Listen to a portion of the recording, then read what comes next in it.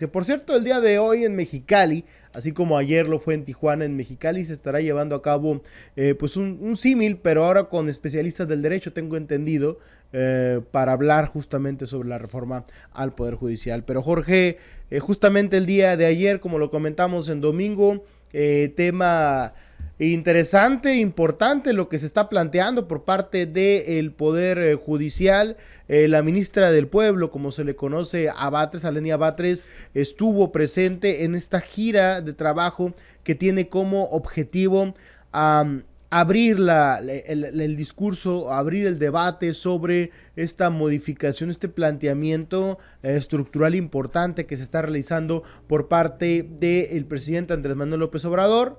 Esta propuesta para modificar el Poder Judicial Federal, su composición de alguna forma, pero principalmente la forma en la que serían electos los cargos de poder dentro del propio Poder Judicial, valga la redundancia. Es un planteamiento interesante, y lo digo interesante porque pues bien vendría a revolucionar mucho de cómo se plantea hoy, cómo se maneja el propio Poder Judicial, más allá de fobias y filias, más allá de si se está de acuerdo o no en el planteamiento. Es interesante abrir el debate y buscar la democratización del Poder Judicial Federal, Jorge.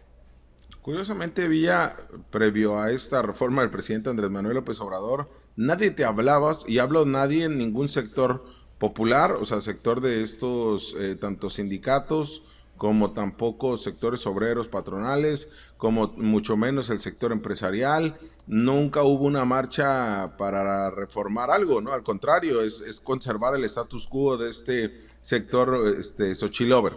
Pero en este caso, jamás se había dicho en años anteriores, ni siquiera por los mismos integrantes de Morena, jamás habían planteado una reforma al Poder Judicial. A partir de lo que presenta el presidente Andrés Manuel López Obrador, a diferencia de lo que pasó con el tema de la reforma electoral, con todos estos cambios que pretendían hacerle al Instituto Nacional Electoral hasta el cambio de nombre, donde sí hubo una resistencia, donde hubo tal porque consideraban que así estaba bien, que no había forma de modificarlo. Ahora en el tema del Poder Judicial, todos los actores sí coinciden que debe de haber una reforma al Poder Judicial, todos, desde el abogado más constitucionalista y derechoso hasta el activista más izquierdoso, ¿no? Y lo refiero así por los radicalismos que se manejan, no lo hago de manera peyorativa. Entonces sí, hoy por hoy todos coinciden, todos, todas y todos coinciden que se debe hacer una reforma al Poder Judicial de la Federación, y no se ha aterrizado la urgencia de también reformar el Poder Judicial de Baja California. Como que apenas nos estamos empapando de lo que significa una reforma de este tamaño que plantea el presidente. Ojo, no estoy diciendo que esté bien todo lo que plantea AMLO. Lo que estoy diciendo es que hoy ya decimos por fin que el Poder Judicial de la Federación es opaco, que hay familias que manejan el Poder Judicial. ¿Cuánto Villa no se ha publicado en medios de comunicación sobre esto? Sobre las familias que tienen el poder del Poder Judicial de la Federación, sobre el nepotismo que hay, sobre la corrupción que hay. Fácil, si me lo permite, bueno, desde que yo tengo reporteando desde antes del 2010, pero yo desde el 2010 veníamos publicando en los diferentes medios de los que trabajo precisamente este tipo de corrupción. Pero como que se tenía ahí, como que eran los inteligentes, ¿no? Los que manejaban la justicia del país, los que no habría que decirles nada. Y hoy por hoy están sobre las cuerdas, y sí, hay un mensaje político más fuerte que el jurídico, pero sí los están poniendo a moverse y hay mucha preocupación por esta reforma. Aún así, no sé si tú coincides, Villa, hoy por hoy ya todo el mundo dice, no, claro, el Poder Judicial es corrupto. No, claro, nuestro sistema no funciona. Claro que necesitamos una reforma. Hoy todo el mundo habla de una urgencia de una reforma.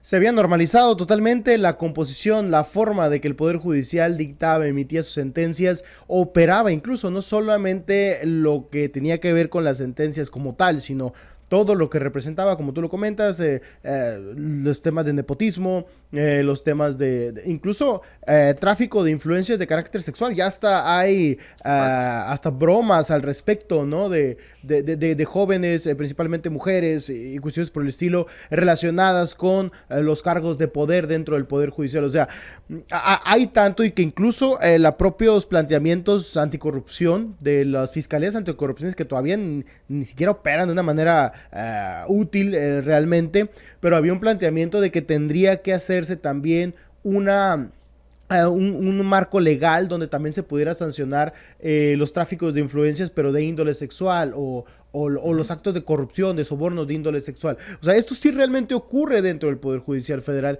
y el Poder Judicial local también. Sí, así es como han funcionado a lo largo de los años. Yo hablaba hace aproximadamente unos 6 meses de que vendría siendo la reforma del Código, de la creación del Código Nacional de Procedimientos Civiles y Familiares, la mayor reforma, o la reforma más grande que hemos tenido en los últimos años por la magnitud, pero eso es exclusivamente en la estructura jurídica, en la forma de llevar a cabo los procedimientos tanto civiles como familiares, porque estamos hablando de que son más de 1000 artículos los que tienen que modificarse, y la forma en la que se llevarán a cabo los juicios civiles y familiares serían a través de un esquema homologado en todo el país y muy amplio, ¿no? Antes de eso fue la reforma al Código de Procedimientos Penales, y antes de eso fue la inclusión del sistema acusatorio adversarial. Pero todas, o la mayoría de los esquemas que se han planteado en estos últimos años han sido en los procedimientos, en cómo llevar a cabo los juicios, cómo llevar a cabo las audiencias. Y Jorge, nos prometieron mucho, cuando se implantó el nuevo sistema de justicia penal, se nos prometió que en 2 años ya iba a haber sentencias a más tardar, era como el tope máximo. Iba a haber nunca nos dijeron que iba a haber una despresurización de las cárceles como tal, pero sí nos dijeron que la gente no iba a permanecer más tiempo en la cárcel de lo que debía permanecer, y en la mayor cantidad de los casos iban a llevar sus procesos en libertad, en un deber ser maravilloso, en el cual todo funcionaba de manera aceitada y de manera pulcra. Ya nos dimos cuenta que no es así. Los procedimientos, o la forma en la que se han llevado a cabo los procedimientos, nos demuestran que aún así sigue funcionando mal el Poder Judicial. Por eso ahora este planteamiento, ahora vamos a ver, no son los procedimientos quizá los que tenemos erróneos, quizás es la forma en la que está estructurado el Poder Judicial. Y ahí arranca este planteamiento, que queda todavía con muchas dudas, y hay un planteamiento que hace la ministra Batres, Jorge, que me parece interesante. Es incompleta nuestra reforma al Poder Judicial, porque también tenemos que reformar al Ministerio Público. También se tiene que meter o poner en la mesa una reforma y a la Fiscalía General de la República, que lo único que se hizo en su cambio fue cambiar de titular y medio acomodar un poquito diferente las estructuras orgánicas, o la estructura orgánica, y cambiar el nombre. Y si nos vamos a eso, también tendríamos que tener una reforma en las defensorías públicas, O sea, realmente no debemos quedarnos solamente con una reforma al Poder Judicial. En efecto, así cerró precisamente el día de ayer Lenia Batres Guadarrama, la ministra de la Suprema Corte de Justicia de la Nación, su intervención en el Secut, donde planteaba: esta reforma es incompleta, necesitamos reformar también las fiscalías. Si hay en un lugar donde no se investiga bien con perspectiva de género, toda vez que ayer se centró mucho el tema de las mujeres y la perspectiva de género de la reforma judicial, y también lo que se significaría una reforma de mayor amplitud, pues es esto. Y ya avisora la ministra Lenia, que tendría que modificarse esto. Si te parece, le escuchamos, Villa, porque hay varios planteamientos que la verdad son muy contundentes, donde usted dirá, quizá es un mensaje muy populista, muy demagogo, muy político, y sí lo es muy populista, y sí lo es muy político, pero no por eso quiere decir que es mentira, O sea, esa es la realidad que vivimos: un poder judicial clasista, elitista, corrupto. Y qué bueno que desde el interior, desde que una ministra te plantea con datos y con números que son difíciles incluso hasta obtenerlos para medios de comunicación por lo cercado, lo que se tiene en el Poder Judicial, tanto federal como en el local, y que una ministra venga y te exponga números, sin duda alguna, y sobre todo que esto sea el aliciente para tener a una reforma, sin duda alguna es muy populista, pero no quiere decir que sea mentira. Si quieres, le escuchamos y ahorita analizamos los datos. Bastante humillante, lenta, que es inaccesible para la mayor parte del pueblo mexicano. Suelen ser sus resoluciones inentendibles, hasta parece que a veces ese es el objetivo, y tiene fuertes sesgos clasistas, sexistas, racistas. Es además tiene mucha corrupción y constantemente es parcial ante los problemas que se le presentan. Y eso se debe a que el Poder Judicial es oneroso, es decir, es costoso, suele ser elitista tanto en su composición como en las resoluciones que emite, invade constantemente las facultades de los otros poderes, suele no tener sensibilidad social y comete muchos abusos. Decimos que es costoso, vean ustedes, nos está costando al año 78,000 o más de 78,000 millones de pesos. Ahí pueden ver que tan solo la Suprema Corte está costando más de 5,787 millones. Este año el Consejo de la Judicatura Federal, con todos los tribunales colegiados de circuito y los juzgados de distrito, cuesta más de 68,000 millones y el Tribunal Electoral cuesta más de 3,000 millones de pesos. ¿Qué significa eso? Bueno, más de 78,000 millones es lo que cuesta al mismo tiempo 6 secretarías de Estado y los tribunales agrarios. Entre esas secretarías nada menos que la propia Secretaría de Hacienda y Crédito Público.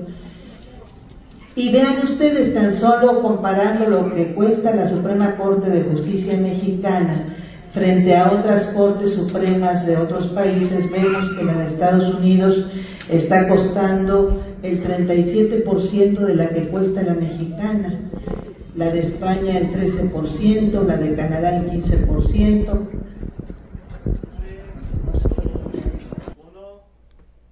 Y bueno, ahí está la declaración de la ministra Batres con algunos datos, algunos elementos que nos demuestran algo que se sabe. Y Jorge, si especulamos un poco más, permíteme hacerlo, cada beneficio o en la medida que fue creciendo el Poder Judicial a lo largo de la historia, cada uno de los nuevos beneficios o de los beneficios que iban adquiriendo principalmente ministros y magistrados, pero principalmente ministros, era a raíz de un acto de corrupción o un acuerdo con el Poder Ejecutivo o con el gobierno en turno.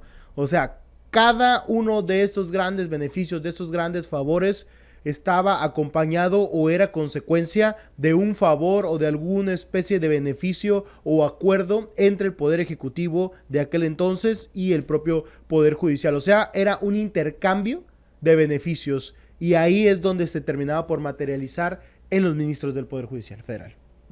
Sí, y mira, ¿por qué se dan estas intenciones de reformas? A ver, ¿por qué se da la reforma del INE? O que se quería hacer la famosa reforma electoral. Por los excesos de consejeros electorales. Y no hablo políticos, de planteamientos, sino económicos, ¿no? ¿Cuándo se ha revisado cómo opera realmente el Instituto Estatal Electoral y por qué en su operación tiene mayores recursos que lo que realmente vemos en papel en trabajo de participación ciudadana, en promoción de participación ciudadana? Los excesos que tenía, o que tiene, perdón, los tribunales electorales también. Los excesos que tiene, en este caso, la Suprema Corte de Justicia de la Nación. Los excesos que tienen las empresas o que hicieron las empresas a través del outsourcing. ¿Por qué se dan estas reformas tan populares del presidente Andrés Manuel López Obrador? Son por los excesos que se tienen al interior de estos órganos autónomos, como del INAI, del Instituto de Transparencia, como también del Poder Judicial de la Federación. Ahí tenemos algunas gráficas, a ver si las puedes ir poniendo, mi querido Isaac, así aunque estemos hablando, porque además de esto, esto es parte de la reforma que señalaba el Poder Judicial sometido a varios controles, y donde también explica Elenia Batres que hay intervención del Poder Judicial hacia temas legislativos. O sea, dicen, es mentira eso de la separación de poderes y que no representa ningún problema. Existe una intervención directa de la Suprema Corte en temas legislativos, algo que se ha cuestionado principalmente por grupos de derecha, pero sí ha sido importante señalarlo, que este planteamiento que nos dicen de la separación de poderes, que no hay intervención, o de que el Poder Judicial necesita tener ese gran recurso millonario para operar, te das cuenta con los datos duros que es mentira. Entonces sí es, en un planteamiento al menos informativo, importante tenerlo en consideración, Y qué bueno que la reunión del día de hoy tenga más presencia de juristas o abogados, y me refiero porque el día de ayer en Tijuana se vivió un tema obviamente más popular, había un sentido más en favor de esto, pero no existe, o al menos no he tenido ningún pronunciamiento de un abogado que te diga deben de tener una reforma así como se está planteando, y serán los juristas los que han querido proteger, y me perdonarán los amigos abogados, han querido proteger la forma en cómo se encuentra el Poder Judicial de la Federación, aún con sus excesos. De que con todo y sus excesos hay que entender que gran parte de los abogados que operan en Baja California y en el país han encontrado o se han acostumbrado o han aprendido a vivir o que esa es la forma en la que se puede solamente vivir, o sea, saben navegar ya en estas aguas, ¿no? Con todo y logran sortear los actos de corrupción, logran beneficiarse de los mismos, dependiendo sea el propio caso. Es al final de cuentas, mucho de lo que yo he escuchado de los abogados no es, porque justamente con lo que tú comentas, Jorge, todos están de acuerdo en que se necesita una modificación.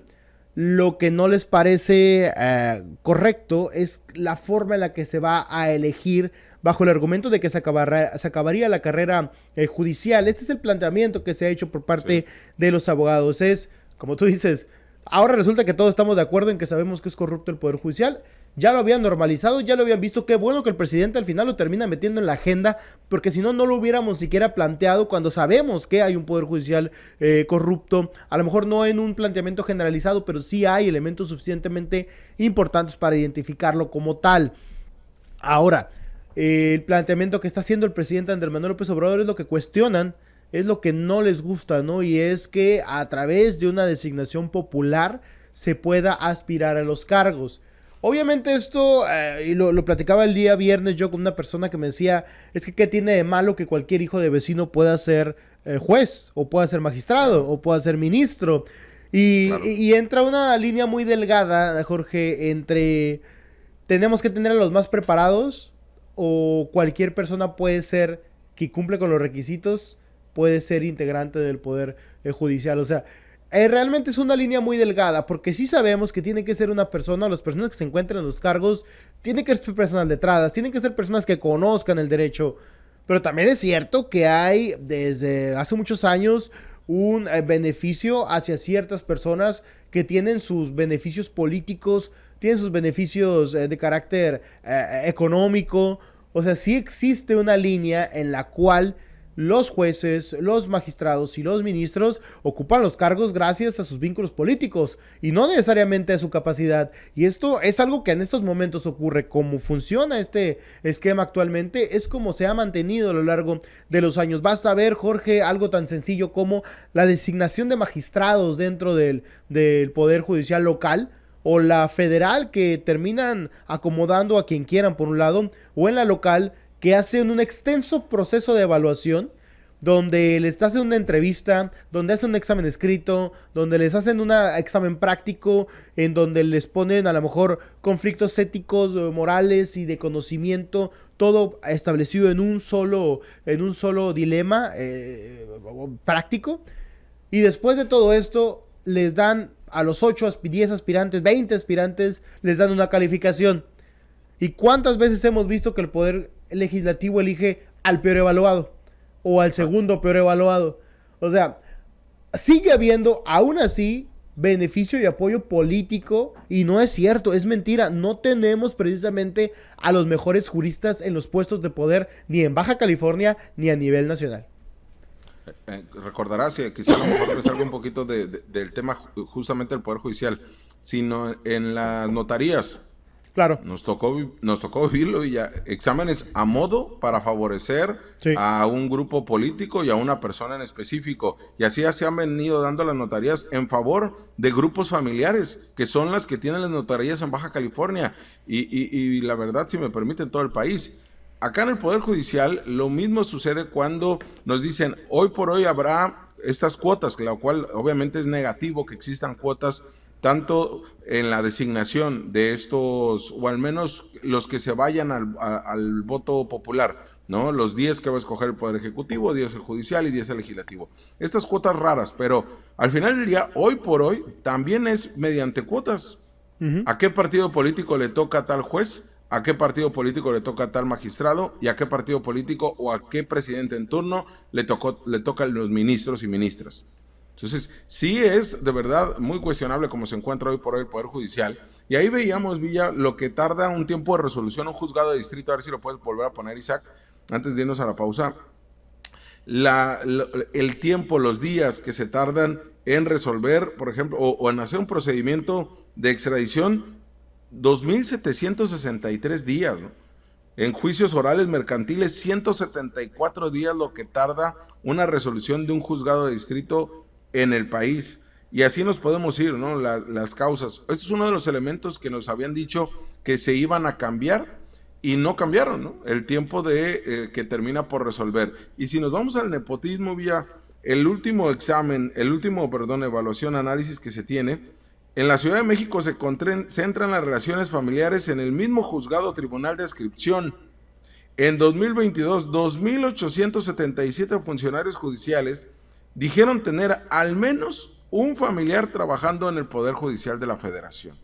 O sea, el nepotismo es rampante y esto no quiere decir que con la reforma vaya a cambiar de tajo, pero sí al menos al hacer estas renovaciones por vía popular y no vía familiar o designación, se vienen trastocados sus intereses de quienes hoy pertenecen al Poder Judicial. Por eso es que en el Poder Judicial de la Federación, como en los locales, nadie está a favor de esta reforma, pero sí es a partir de sus excesos. Se concentraron en familias y, como dijiste, Villa, no tenemos a los mejores juzgadores. Eso nos queda claro en el Poder Judicial, ni local ni federal.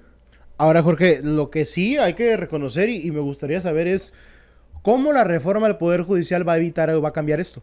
Porque si bien es cierto que los jueces tendrían que ser electos de manera popular, los jueces, magistrados y ministros pueden seguir metiendo a gente, a sus familiares en cargos de menor rango, ya sea secretarios proyectistas, secretarios de acuerdos, ya sea actuarios, ya sea administrativos de cierto nivel económico o cierto poder o jerarquía dentro de la administración pública. Y la resolución de juicios, yo tampoco entiendo cómo lo va a reformar, o sea, o qué tanto va a influir, porque si bien es cierto que sería una designación de magistrados, de jueces, de ministros a través de un esquema de voto popular, a mí no me han explicado, a nosotros no nos han explicado cómo la reforma en específico.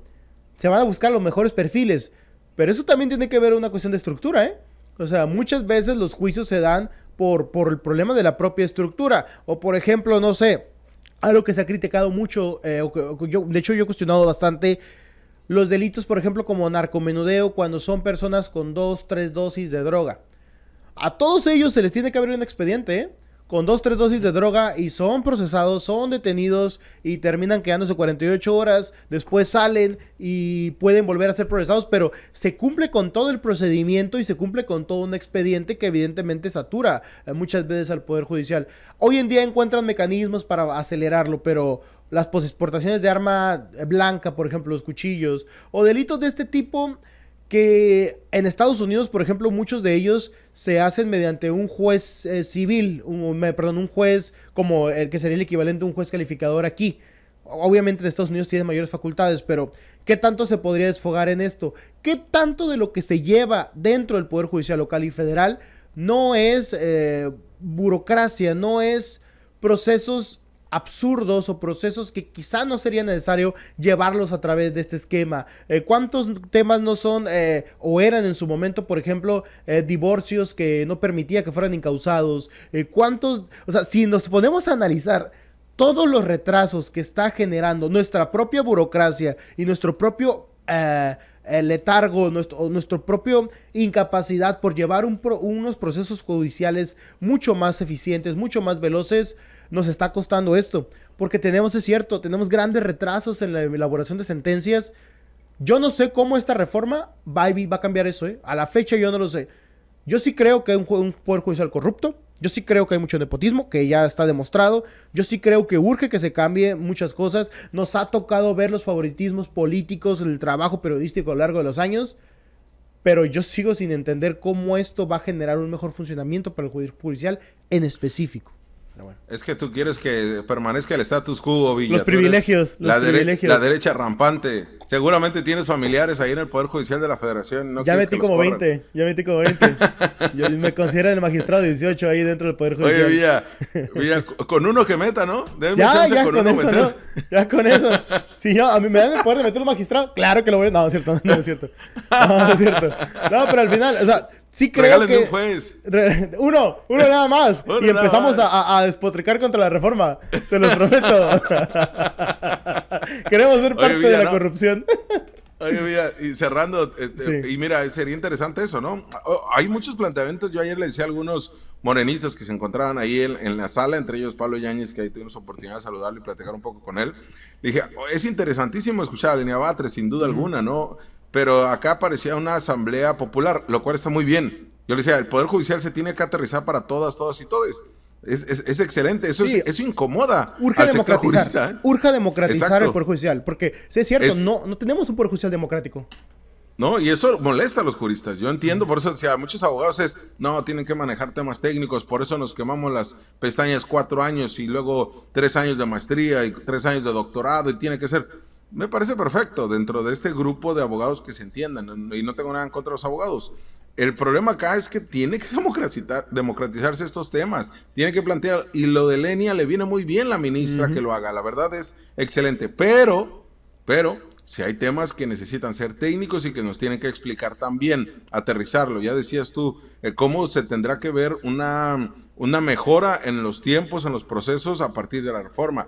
¿Qué va a pasar con estas personas que han trabajado toda su vida en el Poder Judicial, que no tienen a ningún familiar y que han dedicado para poder tener todo este bagaje jurídico y poder llegar a ser juez o poder llegar a ser inclusive ministro, ¿no? Y que no tiene nada que ver con estas familias del poder? ¿Cómo van a proteger esta carrera judicial? También en la cuestión de la elección, ¿cómo se va a determinar la elección? Más o menos dijo algo de cómo se iba a hacer la elección, en qué estados sí y en qué estados no se iba a empezar.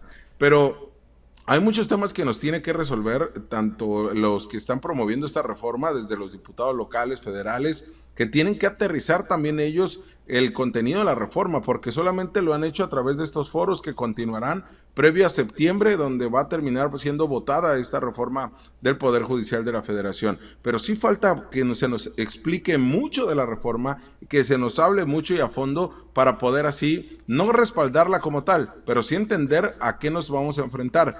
Y no sé si coincides, Villa, cerrando, tuvo que haberse reformado primero las fiscalías que el Poder Judicial, ¿no? Sin duda. Lamentablemente se dice que ya se reformó con este planteamiento que hizo el presidente Peña Nieto en el pasado gobierno, pero la realidad es que no hubo una reforma estructural importante. Esta autonomía fue medio de mentiras, la conformación estuvo prácticamente igual, o sea, solamente se cambió de perfil y se le permite mantenerse durante 9 años en el cargo, ¿no? Pero fuera de ahí realmente no hubo nada realmente sustancial.